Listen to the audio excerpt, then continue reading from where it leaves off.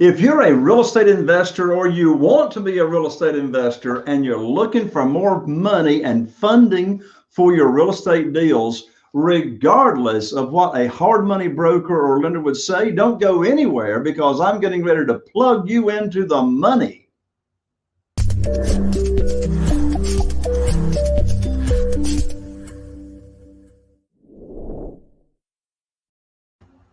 Well, hello and welcome to another episode of Real Estate Investing with Jay Conner. I'm Jay Conner, the host of the show, also known as the Private Money Authority. And if you never heard of private money, wow, I do need to get you plugged in. The first 6 years of our investing business started back in 2003. First 6 years, my wife, Carol Joy, and I, we relied on local banks and mortgage companies. And boy, did I get a rude awakening in January 2009. I had deals under contract, and I learned overnight very quickly that my lines of credit had been closed with no notice, like myself and the rest of the world. So I was introduced to this wonderful world of private money in less than 2 weeks of losing my lines of credit. And in less than 90 days, we were able to raise over $2 million in private money from individuals. So we're not talking any kind of institutional money, any kind of traditional banks, no hard money brokers. We're talking about private money. So if you want to get money and get it fast for your real estate deals, I've got a free gift for you. I just released my new book, which is titled Where to Get the Money Now, subtitle, How and Where to Get the Money for Your Real Estate Deals Without Relying on Traditional or Hard Money Lenders. So this gift is going to save you 20 bucks. You can go to Amazon and get it. In fact, it just hit #1 when it came out very recently, but you can get it for free right here from being on the show. Now, I'm going to be totally transparent and ask you to pay a couple of bucks to cover shipping and handling, but the book is free. So you can go to www.jayconner.com/book, BOOK. And we'll get the book rushed right out to you. Again, that's Jay Conner, JayConner.com/book, BOOK. Well, I'm so excited to have a very successful entrepreneur as a guest here on the show with me today that's just been really beating down the bushes since he launched his career. He's a serial entrepreneur. I mean, he's got like 7 or more businesses that he's running, and he's like way too young to have that much good stuff going on. But nonetheless, he's got a very successful track record in wholesaling, rehabbing, rental business, etc. That he primarily focuses in New Jersey, Pennsylvania, and also down in Florida. Now, in just 5 short years, my guest has completed more than 100 transactions, including building a rental portfolio of over 40 units. That's fantastic. Now, in 2020, my guest founded a social media management and skip tracing business that helps busy real estate entrepreneurs drive more leads into their business. Now, he's done all this while he was serving as a drill instructor and cybersecurity officer in the United States Coast Guard. He's recently retired to the Williamsburg, Virginia area. Now, on top of all that, he's built his real estate investing team to 8 team members who work mostly remotely all across the world. And he's completed, again, 100 real estate transactions while adding that rental portfolio together. On top of all that, he's the founder of the South Jersey Real Estate Investor Network in Atlanta County. Now, his passion is to inspire and share all his tools and experiences that have been a driving force in growing the group from just 1 investor at the very first meeting to having over 1,300 members of this group. And he's hosted more than 30 events. Investors in the group have completed more than 100 deals since my guest started it. So let's reveal the secret as to who my brilliant guest is. And his name is John Paul Kilduff, also known as JP. So JP, welcome to the show. Thank you very much. That is such a an awesome introduction. Just listening to you say it just is like, it's so surreal, like and unbelievable sometimes just to hear it. So thank you for that introduction. Yeah, absolutely. I mean, so you just started what in 2016 or so? Yes, sir. That's right. 2016. I had about 5 years left in my Coast Guard career, and I was doing IT at the time. And I just said, I was looking for what I was going to do when I finished my Coast Guard career, and I knew that being in IT wasn't it. I quickly found out when I became in IT that the only thing I really liked about computers is actually the internet. I don't really like anything else when it comes to IT. So real estate was what happened across my plate, and that was back in 2016. So where do you get, so your website, Inspiredable, I'm not sure I'm saying that right. You nailed it. Yeah. But anyway, for the sake of our audio attendees, that's www dot the word inspired and then able. So inspired, INSPIRED where do you get your drive from? I mean, you're like doing all this stuff, and it's like, uh, where's all that come from?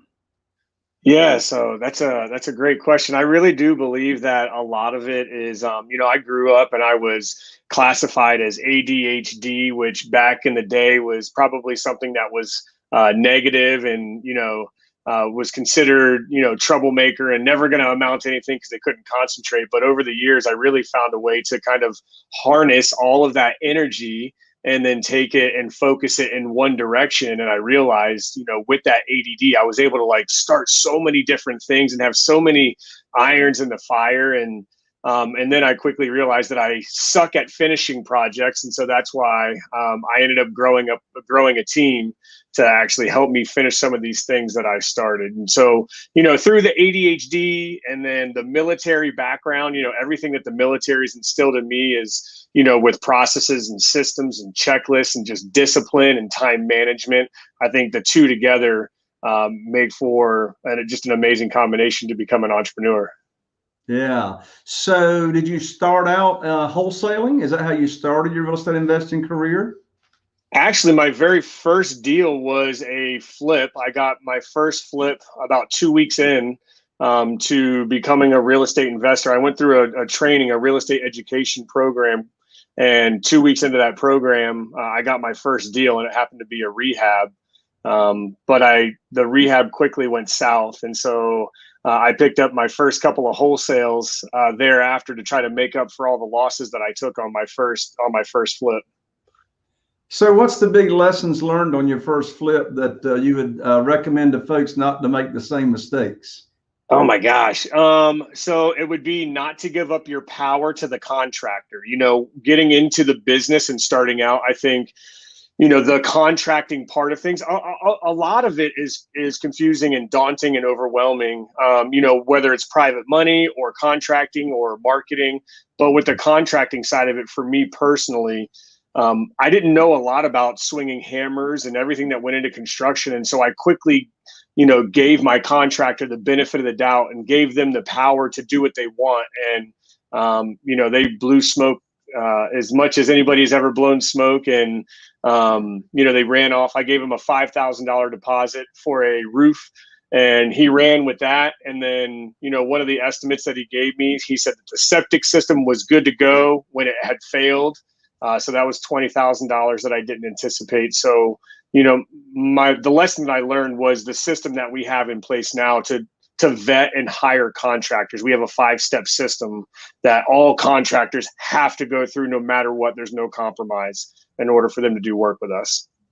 Yeah. Speaking of rehabbing, I was visiting with a gentleman this morning over the phone, and he's coming to my upcoming live event. Anyway, he's rehabbed one house, and he said that he and his wife actually did the work. And I told him a quick story. I said, a student of mine not long ago was saying, Jay, I love rehabbing my own houses. It's like therapy to me.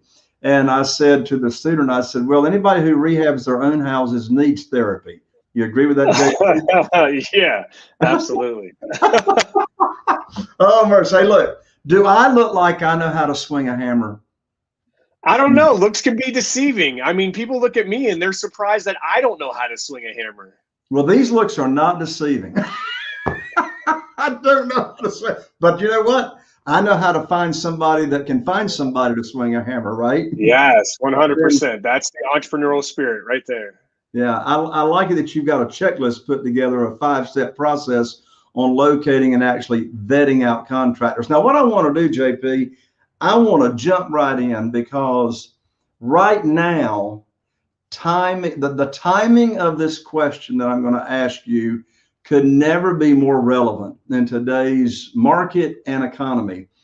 And that is, whether you're wholesaling, rehabbing, it doesn't matter. You always got to find the deals. And, my wife and I and our team, we've been doing this business since 2003 here in Eastern North Carolina. And I've never seen it more challenging for people, particularly that don't know what they're doing, to locate the motivated sellers. So my guess is in Williamsburg, Virginia, it's like where we live and most other places across the country, we sure can't rely on the multiple listing service to find deals these days, right? Yeah, no, that's correct. I mean, it's so tight. We have a system where we try to submit about 10 to 15 offers a week, and there's just not 10 to 15 properties to put offers on the MLS anymore. No. So I grew up in a little town called Newport, but the zip code services like 17 or 18,000 people.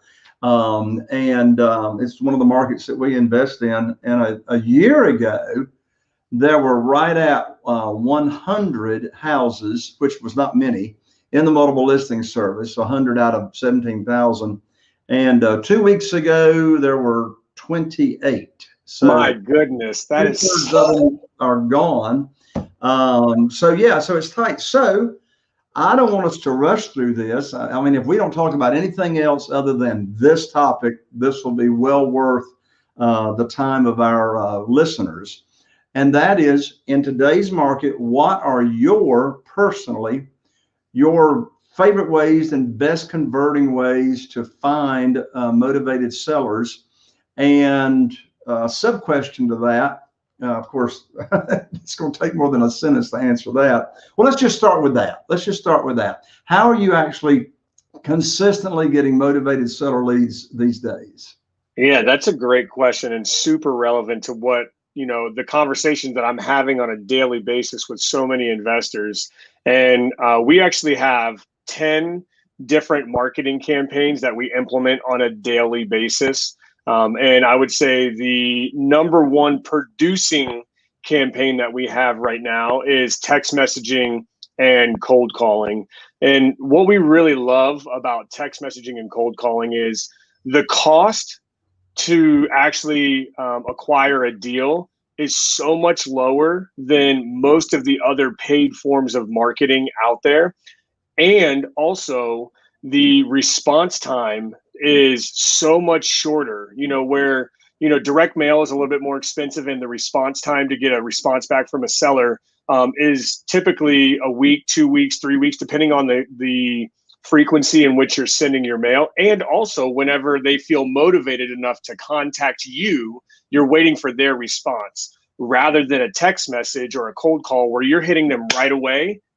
And by the end of that text or by that call, if they're going to be motivated to sell or not. And so, for our direct mail, we're typically, every batch, we try to get super hyper focused on about 300 to 500 names. And we'll send out batches of direct mail like that. But with text messaging, we're sending out 3,000 to 5,000 text messages. So because the cost is so low, we're able to cast a lot wider net and really increase our chances because, as you know, Jay, and maybe your listeners know as well, like it's a numbers game, right? That's why we submit so many offers on the MLS. And that's why we love text messaging and cold calling because it's, in a numbers game, if you're hitting 3,000 to 5,000, you're more likely to get, a motivated seller. So that's really our number one campaign right now that we're paying for.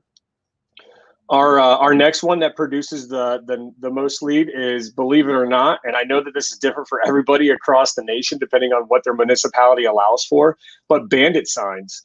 We still get a high number of conversions and calls off of bandit signs, and the cost to implement 100 bandit sign campaign is probably, anywhere from $150 to $250 for the material. And then, for us, we pay some high schooler $1 a sign to go put them out. So, I mean, we're all in for like $350 most of the time. And you could tell when our bandit signs go out because we typically are getting calls that week from those bandit signs. And so that's a really good one for us on the paid side. Yeah, on the bandit signs, what does your bandit sign say? It says cash for house, 594 cash. That's all it says. It's yellow with black writing that says cash for house, 594 cash.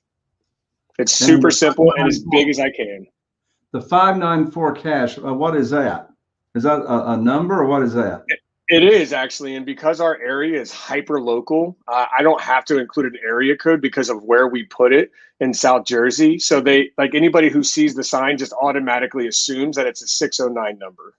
I got you. Now, back before you continue to go forward, back to the texting and the outbound calling. I assume you've got that all automated with a virtual assistant doing the outbound calling and texting, right? Yeah, I actually, the first time I thought I was going to be able to handle the texting myself. I kicked off a list of about 5,000 and I was texting a new owner every 10 seconds. And I started it and I went to go walk away from my desk and I got a response. I was like, oh, a response. And then like literally like every 10 seconds I would send one, I would get almost the same amount of responses coming in. That whole day, 8 hours, I never left my desk. I'm like, yeah, no, I can't. There's no way I can run this myself. So I quickly, I actually did it the next day again, only to document the steps that I took to start it and what I did to respond to it. And I created, imagine this, a checklist or a system behind how I was doing what I was doing. And then I went out and I found a virtual assistant that could do it for me. And we have we've been through so many different virtual assistants until we found the company that we currently work with. And we've been working with them for a little over 3 years, and they've provided all of our virtual assistants since. So that's Reva Global. I don't know. Have you ever heard of Reva Global? REVA Global? I haven't heard of them.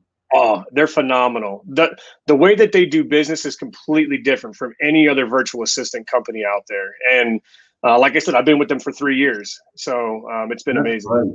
That's great. So what are your best performing lists to text and outbound call? And just so everybody knows what we're talking about, there's all kinds of lists you can get. You can get absentee owners, you can get high equity, you can get low equity, you can get pre-foreclosure, you can get zombie listings, and the list goes on and on and on and on and on. What's your favorite best performing type of list? Yeah, so I actually I do this this thing where I actually put myself in the shoes situationally and through like life's like all the little different little milestones in life. And one of the best things that we ever discovered was taking what people, when do they normally buy houses? When do they normally sell houses throughout their life? And so typically that's when they get married. How long do people normally stay married? On average, 7 years, and then they have to sell a house. And if they stay together and they have kids, when do they typically sell a house? Like 20 years, when the kids graduate and the house is too big. And so we use that as markers of like, okay, and we work our way backwards. And we basically say, at what time would somebody be in this specific situation? And so our favorite list right now that we're seeing the most leads come back are absentee owners. So people who have bought a house that no longer live in that house, that they bought between 2008 and 2012, because that was the lowest point in the market, as you know, Jay, right? So in 2008 and 2012, if they bought a house during that time, there's a couple of things that we know about this. One, great time to buy a house. Two, they have owned the house for long enough where on average, tenants last about 3 years in a property and then it turns over. And so if they've owned it since then, there's a chance that they've gone through at least 3 cycles of renters. And at this point, they may be like so fed up with turning properties over, on top of what's currently going on with COVID and eviction moratorium. And also on top of that, the appreciation that's happening in the market. So the combination of all three of those, they bought low, they can sell high, and there's a potential that they're having non-performing tenants. Those are the ones that we're having the best luck with right now. Got you. So you don't try to, or do you try to segregate? It's like on an absentee owner, you got two different kinds of people that own that house. You got people that are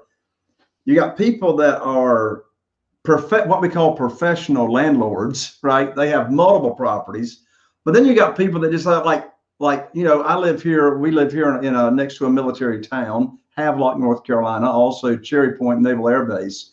And so a lot of the military will buy a house, then they move, and they say, well, we'll keep the house and rent it out. So that's what I call non-professional landlords that just have like one property. Do you try to segregate and talk to those people differently, or an absentee owner is an absentee owner? Yeah, so that's a great question, and we do think about that whenever we're talking to somebody. However, on the list that we're stacking, there's nothing in there that says that they're professional or not, unless they're owned by some sort of like LLC or trust, like, something like that. That typically tells us that that's a professional landlord versus an accidental landlord. They got orders and now they moved, and they're just happen to be a landlord because they couldn't sell the house in time or whatever, right? So we don't segregate that, but that is something that we're aware of whenever they call in. I got you. So in the time that we've got remaining, which is only about 5 minutes, I'd like for you to share with everybody how you run your company in an automated fashion with your team member. And what I mean by that is how the team communicates, how you're kept informed as to what's going on. So if you can just sort of walk us through step 1, step 2, step 3, a campaign starts, right? So you got a campaign that starts. What happens from the time that somebody on your team buys the list or rents the list to closing a deal? Yeah, so this is actually, gosh, I don't know if 5 minutes is enough to be able to describe it, because there's just so many different things that happen within that time. There's about 137 different tasks that we load into this program called Teamwork. It's basically a task tracking software that happens from purchase to sale. But to start from the beginning, I'm the one that always, I'm pulling and stacking all of the lists. And as soon as I get all those lists, I send it over to my skip tracing company, Best Skip Tracer. I send it over there. They give us all of the mobile numbers and the landlines and the emails. And as soon as we get that list back, we then load it into my virtual assistant will get that list, and then that list will get loaded into a text messaging platform as well as an email campaign platform. And then they kick that off. And once they go through, they have 3 different levels that they classify leads in. They have cold, warm, and hot. And what I've realized is that's different for everybody. So depending on what that lead is, depends on what they do with it. If it's a hot lead, that'll come straight to me or my acquisitions team through an email, and it goes into our system. We use a CRM, or a customer relationship management tool. We use a CRM called RealFlow. And so RealFlow is where we track all of our leads and properties and stuff like that. And so me and my team use the same thing. Oh, beautiful. I love RealFlow. I've been on RealFlow for 5 years. I love RealFlow too, but not to slow you down. But the one thing that is a challenge with RealFlow is it doesn't communicate from the CRM to actually being able to communicate back out to the people like others. Correct. And you know what I'm talking about. I mean, yeah. We have to like manually, like when they come in and respond, I got a virtual assistant manually putting all the leads in RealFlow. And quite frankly, I just haven't wanted to deal with changing. Yeah, well, I mean, and so for us, it's not broke, so we're not looking to fix it. I'm sure that there's other tools out now since we've implemented 5 years ago that will allow for that automation, but we have a really good system built out.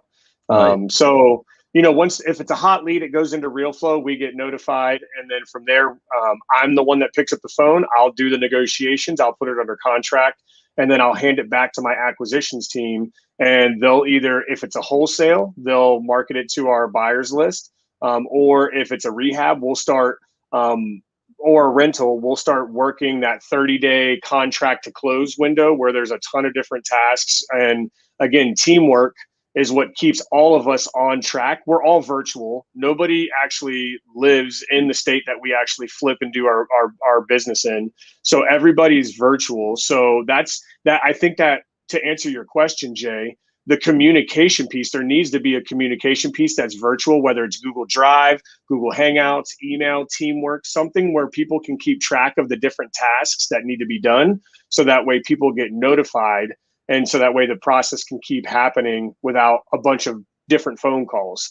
And so once we get up to that purchase part, we remotely close on everything. And as soon as we close on it, it goes into the redevelopment stage with our contractor, who we've highly vetted up into this point. So then our contractor has a weekly, they take pictures and they take videos, and they'll submit that inside of our system, Teamwork.